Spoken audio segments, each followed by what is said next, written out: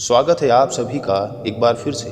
तो दोस्तों, जब श्री राम जी की मूर्ति की प्राण प्रतिष्ठा होने वाली थी, तब बहुत से विवादित बयान, विवादित पोस्ट और कुछ फेक न्यूज़ हमारे सामने आती रही। लेकिन जब हमारे रामलला अपने मंदिर में विराजमान हो गए हैं, तब भी बहुत सी ऐसी न्यूज़, बहुत सी ऐसी पोस्ट सामने आ रही हैं जो सच भी हैं और झूठ भी। ऐसे में एक बात और सामने आ रही है जिसमें कहा जा रहा है कि अब 500 के नोट पर गांधी जी की जगह हमारे राम जी की तस्वीर होगी। तो आइए दोस्तों, आज की वीडियो को शुरू करते हैं। इसी तरह की और रहस्यमय जानकारी प्राप्त करने के लिए हमारे चैनल को सब्सक्राइब करें और बेल आइकॉन को प्रेस करें। अब 500 के नोट पर भगवान राम की होगी तस्वीर, आरबीआई करेगा जारी। जाने सच्चाई।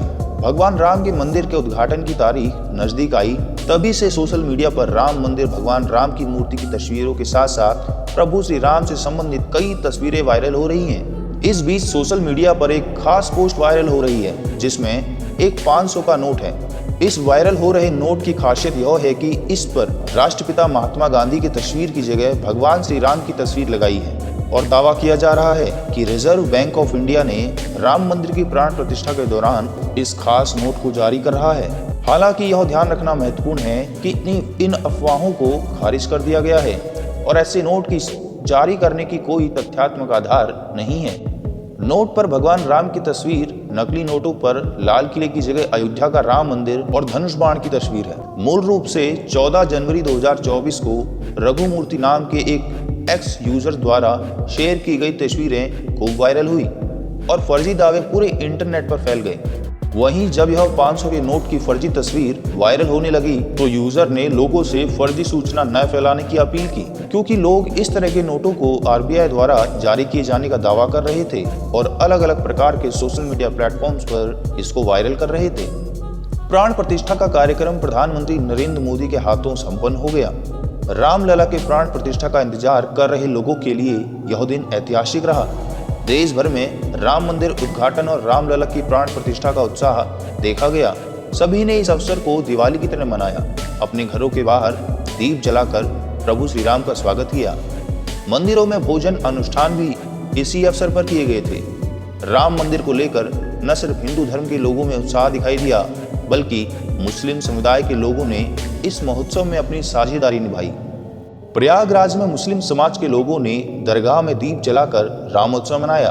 संगम नगरी प्रयागराज में मुस्लिम समुदाय के लोगों ने गंगा जमुनी तहजीब की मिसाल पेश करते हुए दरगाह पर दीप जलाकर रोशनी की और सनातन धर्मोद्धा स्थित हजरत जलील शाह की दरगाह पर सैकड़ों दीप जलाए।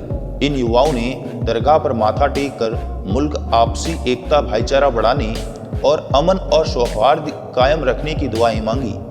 मुस्लिम समुदाय के लोगों ने दी मुबारकबाद। मुस्लिम युवाओं ने रामलला के मंदिर को राष्ट्र का मंदिर बताया और कहा कि यह समूची दुनिया में भारत के सांस्कृतिक और आध्यात्मिक वैभव की झांकी पेश करेगा। राम मंदिर के लोकार्पण से मुस्लिम समुदाय के लोग भी खुश हैं और वह अपने सनातनी भाइयों को खास अंदाज में मुबारकबाद देकर उनकी खुशियों में चार चांद लगा रहे हैं। इस कार्यक्रम में मुस्लिम महिलाओं ने भी बढ़ चढ़कर हिस्सा लिया। सभी भारतवासी साथ मिलकर रामलला के भव्य मंदिर की खुशियां मना रहे हैं। दोस्तों, यह भगवान श्री राम का मंदिर जिसकी प्राण प्रतिष्ठा हो गई है और कहा जा रहा है कि 2025 तक बनकर तैयार हो जाएगा और यह 70 एकड़ में बनाया जा रहा है, जिसमें 18 करोड़ डॉलर यानी अरबों रुपए खर्च किए गए।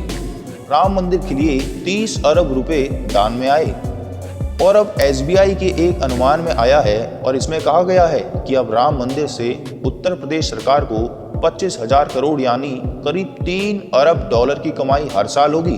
और बताया जा रहा है कि आने वाले सालों में सऊदी अरब के मक्का से भी आगे निकल जाएगा।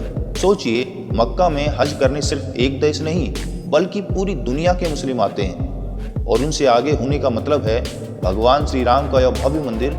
कुछ रिपोर्ट के अनुसार भगवान श्री राम के इस मंदिर की कमाई मक्का और वेटिकन से भी ज्यादा होगी। रिपोर्ट के मुताबिक आने वाले समय में भारत अन्य देशों के साथ सहयोग करके इसे एक टूरिस्ट मैप बनाएगा। इस बम्पर कमाई के यूपी का अपनी जीडीपी 24 लाख करोड़ के पार चला जाएगा और अकेले यूपी नॉर्वे जैसे देशों को भी पीछे छोड़ देगा। बताया जा रहा है कि जल्द अयोध्या की भारत धार्मिक राजधानी बनने वाला है। सऊदी अरब का मक्का शहर दुनिया भर के लिए बेहद पवित्र है।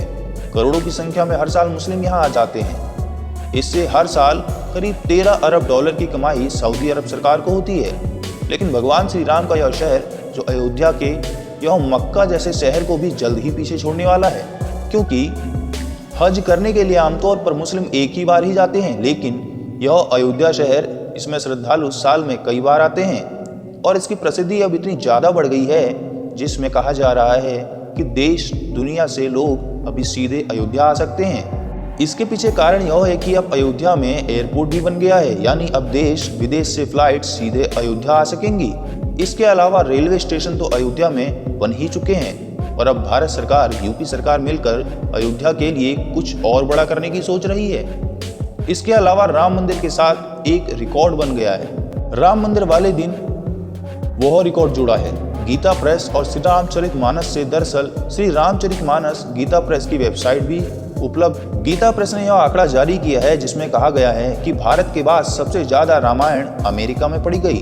अमेरिका में 2700 लोगों ने रामचरितमानस पढ़ी। और इसके अलावा सबसे ज्यादा हैरान करने वाली बात यह है कि इसमें अमेरिका के बाद संयुक्त अरब अमीरात और कुवैत का नाम भी आ रहा है। सोचिए, मुस्लिम देश भी रामायण से अछूते नहीं है। दोस्तों, इससे यह साबित होता है कि सभी लोग एक जैसे नहीं हैं। अयोध्या में रामलला के आगमन का इंतजार खत्म हो गया है। रामलला की अभिजीत मुहूर्त में प्राण प्रतिष्ठा हो गई है। रामलला की प्राण प्रतिष्ठा के लिए गर्भगृह में प्रधानमंत्री मोदी, राज्यपाल आनंदीबेन पटेल और मुख्यमंत्री योगी आदित्यनाथ बैठे थे। प्रधानमंत्री नरेंद्र मोदी चांदी की छत्र लेकर राम मंदिर के गर्भगृह में पहुंचे। पीएम नरेंद्र मोदी ने अयोध्या में श्री राम जन्मभूमि मंदिर में रामलला की मूर्ति का अनावरण किया। रामलला की प्राण प्रतिष्ठा के कार्यक्रम की शुरुआत मंगल ध्वनि के बीच हुई। 5 साल पुरानी रामलला की भव्य 5 फीट ऊंची प्रतिमा का आखिरकार दुनिया के सामने अनावरण किया गया और हेलीकॉप्टर द्वारा मंदिर पर फूलों की वर्षा के बीच पूरा हुआ। रामलला की प्रतिमा बनाने वाले मूर्तिकार योगी राज अरुण ने कहा कि मुझे लगता है कि मैं धरती पर सबसे भाग्यशाली व्यक्ति हूँ। कभी कभी मुझे ऐसा लगता है जैसे मैं सपनों की दुनिया में हूँ। तो दोस्तों, आज का वीडियो आपको कैसा लगा कमेंट करके अवश्य बताएं। जानकारी पसंद आई तो वीडियो को लाइक करें, शेयर करें और चैनल को सब्सक्राइब करना ना भूलें। मिलते हैं आपसे एक अगली वीडियो में एक नए टॉपिक के साथ। तब तक धन्यवाद। वंदे मातरम।